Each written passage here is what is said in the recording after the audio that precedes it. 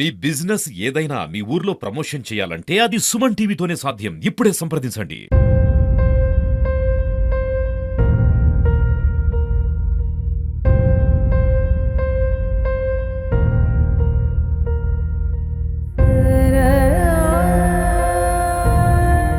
నమస్తే, welcome to Suman TV. Nizamabad జిల్లాలో విషాదం చోటు చేసుకుంది. జానపద కళాకారిణి శృతి ఇవాళ తిరిగిరాని రోగాలకు వెళ్ళిపోయింది.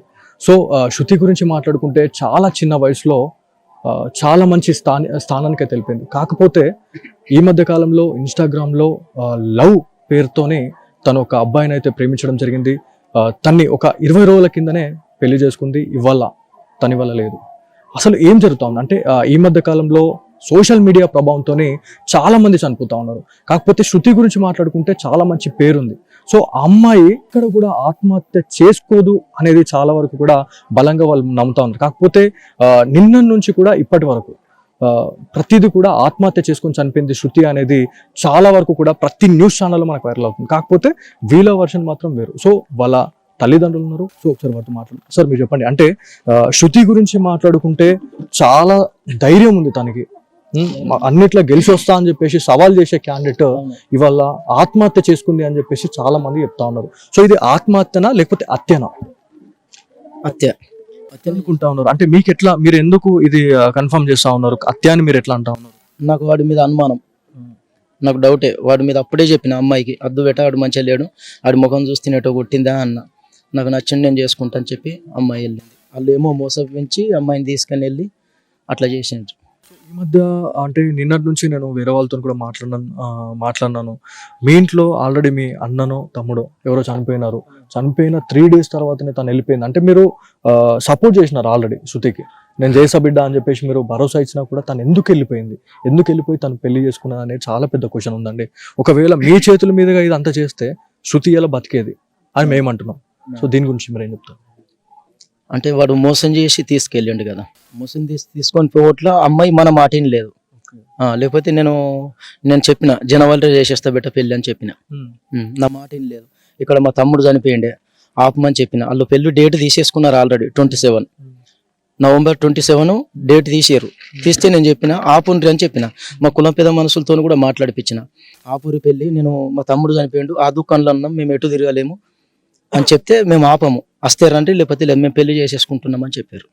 అక్కడికి వెళ్ళినారు అంటే సిద్దిపేట గజ్వేల్ అని చెప్పేసి చెప్తా ఉన్నారు.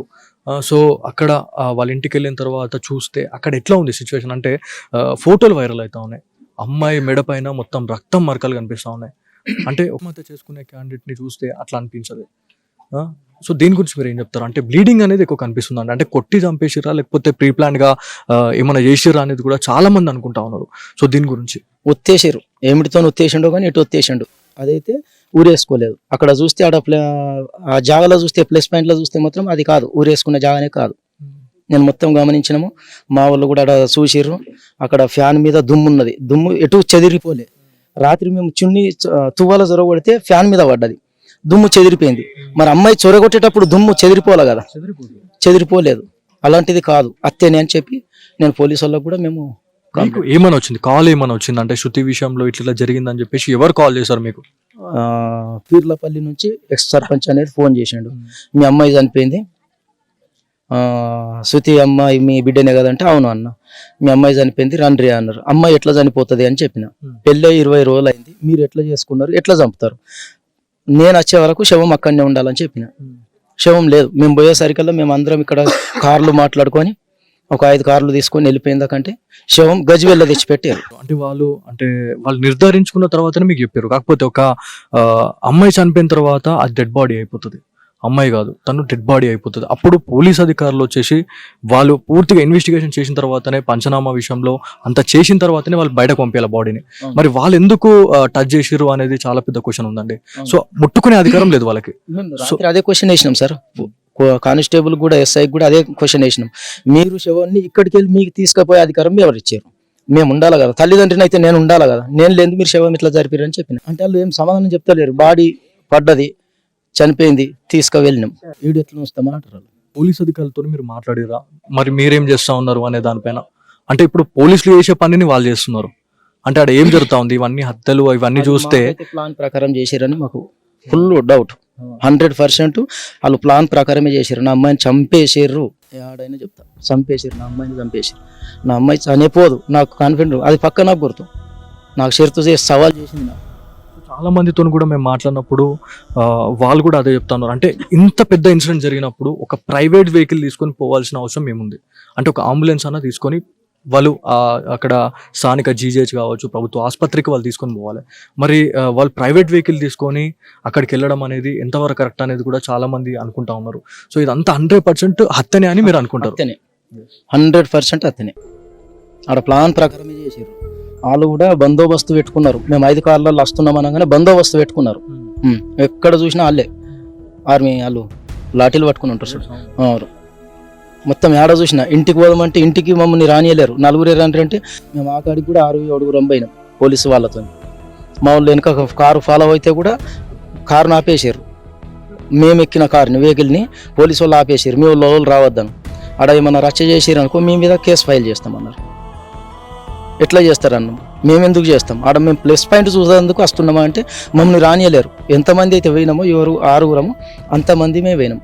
ఆడ అన్నారు కేసులు చేస్తామని చెప్పేసి ఎవరు అన్నారు మీకు? కానిస్టేబుల్, అదే ఎస్ఐ ఉన్నాడు, సిఐ ఉన్నాడు, కానిస్టేబుల్. అంటే ఆడ ఏం జరుగుతుందని చెప్పేసి చూడనీకి వచ్చిన వాళ్ళ మీద కేసులు చేస్తే మరి వాళ్ళు ఎవరైతే ఇప్పుడు అమ్మాయిని అతి దారుణంగా చంపేసినట్టే కనిపిస్తూ ఉంది, మరి వాళ్ళని ఏం చేస్తూ ఉన్నారు? అంటే వాళ్ళపైన ఎలాంటి చర్యలు తీసుకుంటున్నారు అనేది మనం అడిగిరా? మరి మీరు అడిగినాము. వాళ్ళు ఏమంటున్నారంటే మీరు ఏ కేసు చేద్దామంటే ఆ కేసు చేస్తాం, మీరు ఏ విధంగా చెప్తే ఆ విధంగా చేస్తాం.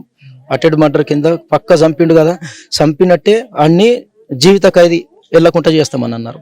వాళ్ళు అందరూ అక్కడే ఉన్నారా లేకపోతే పారిపోయారా? అట్లాంటిది ఏమైనా ఉందా అండి? పోలీస్ స్టేషన్ లేచినామని చెప్పారు, మాకు చూపించలే. నేను ఆల్రెడీ అన్నా మాకు అల్లని చూపిరు, నాకు నమ్మకం లేదు వాళ్ళు అన్నో ఉన్నారు అని నేను అన్నా. మాకు అల్లని చూపిరు, లేదా ఏ కేసు వద్దు అన్న కొన్ని పెట్టరా నీ చంపేస్తా అని చెప్పిన. ఏది చెప్పలేరు వాళ్ళు, మీరు నడురా అన్నారు. ఇంత చిన్న వయసులో తను జానపద కళాకారినిగా తను ఎదిగింది. సో ఎక్కడ కూడా మీరు నో చెప్పలే, ప్రతి దాంట్లో మీరు సపోర్ట్ చేసుకుంటూ వచ్చారు. కాకపోతే ఈ పెళ్లి విషయంలో తను ఖచ్చితంగా రాంగ్ స్టెప్ వేసింది అనేది నేను అనుకుంటున్నాను. చాలా మంది అనుకుంటున్నారు, చాలా మంది వేసిందనే నేను అమ్మాయికి చెప్పిన, నాన్న నీకు మంచి సంబంధం నేను చేస్తా బేట, నాకున్న అద్దెకరం అమ్మేసి నీకు మంచి సంబంధం ఇస్తా అని చెప్పిన. ఏం లేదు నా మాట. ఈ మధ్య కాలంలో చాలా మంది తల్లిదండ్రులకు ఇప్పుడు ఇట్లాంటి మానసిక శోభ ఇట్లాంటివి పెట్టిపోతా ఉన్నారు ఇప్పుడున్న పిల్లలు. సో వాళ్ళకు మీరు ఏం చెప్పాలనుకుంటున్నారు అంకుల్? అంటే చాలా మంది మాతోటి పిల్లలు ఎవరైతే ఉన్నారో వాళ్ళకు మీరు ఏం చెప్పాలనుకుంటున్నారు? అంటే తల్లిదండ్రుల మాట వల్ల ఒక్క మనిషి కూడా వినట్లేదు. సో పెద్దల మాటలు సద్దిమూటలు అనేది ఒకటి మనం వింటుంటుండే. సో మీ మాటలు ఇవాళ వినుంటే ఇవాళ ఖచ్చితంగా అమ్మాయి శృతి ఇక్కడ ఉండేది. సో దీని గురించి మీరు ఏం చెప్తారు 2 తెలుగు రాష్ట్రాల ప్రజలకి? ఇలాంటిది ఇంకో అమ్మాయికి ఎలాంటిది అమ్మాయికి జరగకుండా చేయాలి, ఆడికి జీవిత ఖైదీ చేసేటట్టు చేయాలని చెప్తున్నా. ఎక్కడి వరకు వచ్చింది అంటే ఇప్పుడు డెడ్ బాడీ ఎక్కడి వరకు వచ్చింది? అంత్యక్రియల్లో భాగంగా ఎవరైనా వచ్చే వాళ్ళు ఉన్నారా? ఇంకేమైనా? ఎవరు రాకొచ్చారు, శవం నప్ప చెప్పేసి వెళ్ళిపోయారు వాళ్ళు, వెళ్ళిపోయారు. సో పోచారం శ్రీనివాస్ రెడ్డి గారికి కూడా చాలా అతి సన్నిహితురాలు శృతి అని చెప్పేసి మాకు ఒక ఇన్ఫర్మేషన్ ఉంది. సో అంటే ఇప్పుడు తను ఎన్నిసార్లు ఎమ్మెల్యేగా నిలబడ్డా కూడా తను జానపద గేయంతోనే ఏదైతే పాటలతోనే ప్రతి గ్రామం తిరుగుతూ ఇలా మనకి ఎమ్మెల్యేగా గెలిపించింది అంటే అదొక శృతి అని చెప్పేయాలి. సో పోచారం శ్రీనివాస్ రెడ్డి అంటే శృతి అంటే పోచారం శ్రీనివాస్ రెడ్డిగా మనకి ఎలక్షన్ టైంలో కూడా మనం ప్రతిదీ వింటుండే. సో ఎమ్మెల్యే గారికి మీరు ఏమైనా చెప్పాలనుకున్నారు ఈ విషయం పైన? ఎమ్మెల్యేకి ఏం చెప్పేది, నా బిడ్డ అయితే ఏంది, ఏమన్నా హెల్ప్ చేస్తే చెయ్యని, లేకపోతే లేదు. ఆయనకైతే ఎప్పుడైనా కూడా ఎలక్షన్లో అప్పుడు మొత్తం 24 hours ఆయనకు టైం ఇచ్చింది పోచారం శ్రీనివాస్ రెడ్డికి. ఆయన దయదలిచి మా మీద ఏమన్నా అభిప్రాయం ఉండి మాకేమన్నా దయదలిచి ఏమన్నా చూస్తే సంతోషం, లేకపోతే లేదు. మొత్తానికి తిమ్మాపూర్లో అయితే మనం ఇక్కడికి వచ్చినాము. శృతి వాళ్ళ ఫ్యామిలీ మెంబర్స్ ఇవాళ శృతి లేదు అనే వార్తని వల్ల జీర్ణించుకోలేకపోతా ఉన్నారు. ఈ మధ్య కాలంలో సోషల్ మీడియా ప్రభావంతో చాలా మంది కాదు ప్రతి ఒక్కరు కూడా ఇవాళ ఇన్స్టాగ్రామ్లో ఒక అబ్బాయి కావచ్చు లేకపోతే ఒక అమ్మాయి కనబడితే వాళ్ళకి అట్రాక్ట్ అవుతా ఉన్నారు. వాళ్ళకి మెసేజ్ చేయడం, వాళ్ళ నుంచి మనకి రిప్లై వచ్చిన తర్వాత అసలు ఆ ఆనందం కూడా అసలు కట్టలు తెంపుకోపోతా ఉంది. సో వాళ్ళు మంచోళ్ళ చెడ్డోళ్ళ అని పక్కన పెడితే మాత్రం వాళ్ళు ఒక ఫ్రెండ్ నుంచి ఒక లవ్ ట్రాక్లోకి వెళ్ళిపోతా ఉన్నారు. లవ్ ట్రాక్ నుంచి ఇవాళ తిరిగి రాని ఆ లోకలకైతే వెళ్ళిపోతా ఉన్నారు. ఇవాళ శృతి వాళ్ళ ఫ్యామిలీ మెంబర్స్ మాట వినుంటే ఖచ్చితంగా శృతి వాళ్ళ బతుకుండేది. సో ఇదంతా కూడా ప్రీ ప్లాన్ మర్డర్గా చెప్తా ఉన్నారు. ప్రతి న్యూస్ ఛానల్లో కూడా మనకు ఏమని చెప్తా ఉన్నారంటే శృతి ఆత్మహత్య చేసుకొని చనిపోయింది అని చెప్పేసి ప్రతి ఒక్కరు చెప్తా ఉన్నారు. కాకపోతే తను ఆత్మహత్య చేసుకుని అంత పెరిగిది కాదు అని చెప్పేసి మనకు రమేష్ గారు అయితే చెప్తా ఉన్నారు. కాకపోతే ఇప్పుడు అంటే నిన్న నుంచి మనకు ఒక న్యూస్ ఏంటంటే ఒక వ్యక్తి చనిపోయిన తర్వాత ఆ బాడీని ముట్టుకునే అథారిటీ ఎవరికి ఉండదు. ఒక పోలీస్ అధికారులు కూడా వచ్చిన తర్వాత, ఉన్నత అధికారులు వచ్చిన తర్వాత అసలు ఏం జరిగింది అనే దానిపైన ఒక సమగ్ర విచారణ చేపట్టిన తర్వాతనే వాళ్ళు బాడీని ముట్టే అథారిటీ ఉంటుంది. సో అదంతా కూడా వాటన్నిటిని ఉల్లంఘించి వాళ్ళు ప్రభుత్వ ఆసుపత్రికి తరలించారా లేకపోతే ఎక్కడికి తరలించారు అనేది కూడా అసలు ఒక డైలమా ఉంది. సో గజ్వేల్కి అయితే తరలించారు అని చెప్పి తెలుసా ఉంది. ఇంకోటి ఏంటంటే ఒక చిన్న ఇన్సిడెంట్ జరిగితే మనము అంబులెన్స్ సహాయం తీసుకుంటా ఉంటాం. సో ఆమె చనిపోయింది అని చెప్పేసి నిర్ధారించుకున్న తర్వాత వాళ్ళు ఒక ప్రైవేట్ వెహికల్ తీసుకొని వాళ్ళు హాస్పిటల్ వెళ్ళారంటే ఇది ఎంతవరకు కరెక్ట్? సో ఇక్కడ శృతి వాళ్ళ ఫ్యామిలీ మెంబర్స్ ఎవరైతే ఉన్నారో ఈ ఇన్సిడెంట్ తెలుసుకున్న తర్వాత అక్కడ మాజీ సర్పంచ్ ఎవరైతే ఉన్నారో వాళ్ళకి కాల్ చేసేసి శృతి చనిపోయింది అని చెప్పేసి అన్న తర్వాత తల్లిదండ్రులు ఎవరైతే ఉన్నారో అట్లిట్లా అవుతుంది అని చెప్పేసి మాట్లాడిన తర్వాత వీళ్ళు వెనువెంటనే సో ఇది ఖచ్చితంగా స్పీడప్ గా ఉంటుంది. ఎందుకంటే ఇప్పుడు అక్కడ అమ్మాయి చనిపోయింది అనగానే వీళ్ళు ఒక్కసారి అలర్ట్ అయిపోయారు. ఒక 4-5 వెహికల్ తీసుకొని వెళ్ళిన తర్వాత అక్కడికి వెళ్ళి చూస్తే అసలు ఎలాంటి ఆధారాలు అంటే ఆత్మహత్య చేసుకుందనే ఒక్క దగ్గర కూడా వాళ్ళకి కనిపించలేదు. అంటే ప్రీ ప్లాన్ గా తన్ని ఒత్తేసి చంపేసారు అన్నట్టుగా కనిపిస్తుంది. మళ్ళీ ఇంకోటి ఏంటంటే మన తోటి కళాకారులతో కూడా మనం మాట్లాడినాం. వాళ్ళ దగ్గరికి కొన్ని వీడియోలు అదేవిధంగా ఫొటోస్ వచ్చినాయి. సో ఎవరైనా ఆత్మహత్య చేసుకుంటే నాలుక బయటకు చేయడం కానీ లేకపోతే అట్లాంటిది మనకి కనిపిస్తూ ఉంటుంది, ముఖం ఉబ్బిపోవడం.